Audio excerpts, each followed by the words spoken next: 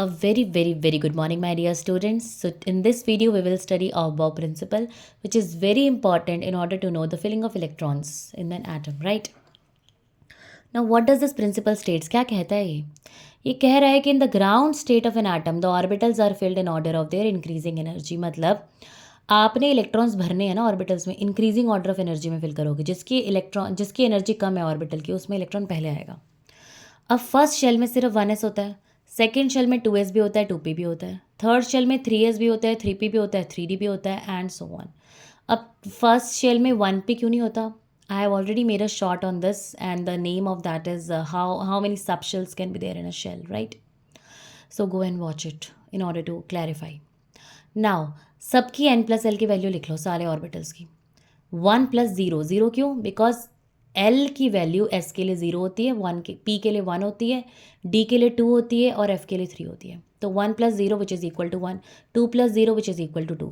Now 2 + 1 is 3 and 3 + 0 is 3. यहाँ भी 3 और यहाँ भी 3, तो इलेक्ट्रॉन पहले किस में आएगा? इन दिस केस पहले 2p में आएगा. क्यों 2p में आएगा? बिकॉज उसकी n की वैल्यू कम है. ठीक है, तो इसी ऑर्डर में सबसे पहले इलेक्ट्रॉन 1s में जाएगा, फिर 2s में, फिर 2p में, फिर 3s में, फिर 3p में, फिर 4s में, फिर 3d में, 4p में एंड 5s में. अब एग्ज़ाम में ना तुम्हें ऐसे सबका n+l निकालने की ज़रूरत नहीं है. आप इसको बड़े आसान तरीके से लिख सकते हो.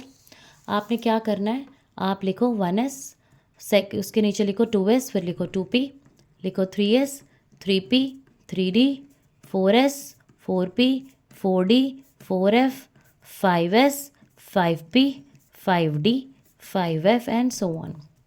Now just make this lines. पहले इलेक्ट्रॉन 1s में जाएगा, फिर 2s में, फिर 2p में, फिर 3s में, फिर 3p में, फिर 4s में, फिर 3d में, फिर 4p में, फिर 5s में, फिर 4d में, फिर 5p में, फिर 4f में, फिर 5d में एंड सो ऑन.